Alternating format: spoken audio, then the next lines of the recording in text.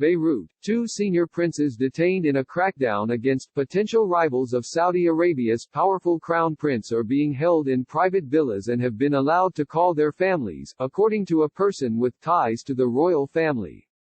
As speculation about the motivation for the arrests swirled, the Saudi royal court sought to quell rumors that King Salman is in poor health, releasing photographs said to have been taken Sunday that show him greeting two Saudi diplomats and appearing to be well. The detention on Friday of the king's younger brother, Ahmed bin Abdulaziz, and one of his nephews, Mohammed bin Nayef, sparked rumors that Salman's health might have deteriorated, prompting the bold move by Crown Prince Mohammed bin Salman, the king's son and heir, against some of the most senior members of the royal family. Royal guards detained the two princes as they responded to an early morning summons to meet the crown prince at the palace, said the person with ties to the royal family, who spoke on the condition of anonymity because of the sensitivity of the subject. The princes have in the past been considered possible heirs to the crown. 4 prominent Saudi royals arrested in apparent bid by Crown Prince to consolidate power. The person said the princes contacted family members on Saturday and told them that they were being held not in prisons but in private royal villas. Ahmed asked relatives to send him his bisht, a robe worn for official engagements, prompting the person to speculate that he might soon make a public appearance, perhaps under duress. At least 2 other princes, Mohammed bin Nayef's brother Nawaf and Ahmed's son Nayef, were also detained in what appeared to be a bid to intimidate the highest echelons of the royal family. As many as 15 senior princes might have received summonses to the palace for interrogation, according to a list of names circulating among people with connections to the Saudi court. Rumors flew that the princes were plotting a coup, that the 84-year-old king had died or was dying. But no evidence has surfaced to substantiate them. Another person who is close to the royal court stressed that the arrests did not signal any disruption. It was due to an accumulation of behaviors, and the leadership lost patience with them, he said.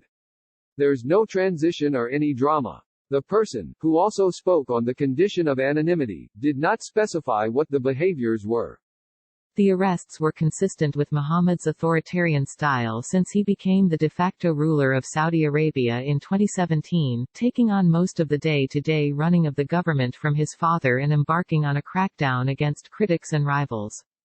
His purges have ensnared a wide range of people: journalists, clerics, women campaigning for the right to drive, and Washington Post columnist Jamal Khashoggi, who was killed and dismembered in the Saudi consulate in Istanbul by Saudi state agents, according to the CIA and a UN inquiry.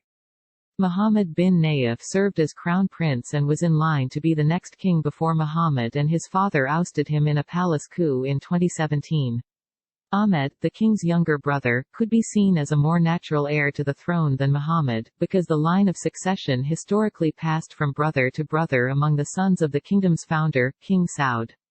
But Saudi kings have reserved the right to designate their successor by naming a crown prince. Salman anointed his son Muhammad as his heir after ousting Mohammed bin Nayef in 2017. Locking up 2 princes of such senior rank sends a message to the junior guys that I can do it to the senior guys, so the junior guys fall into line, said Michael Stevens of the London-based Royal United Services Institute. There doesn't need to be a reason for him to have done so at this time, Stevens said. He's a dictator. That's what dictators do. MBS has slowly but surely made sure people who could challenge him were removed from power and ensured that people in the family understand the message of that, the research fellow said. There's not going to be much backlash, internally or externally. Salman has ceded most of the country's governance and policymaking to his son. But he continues to carry out ceremonial duties and greet foreign dignitaries.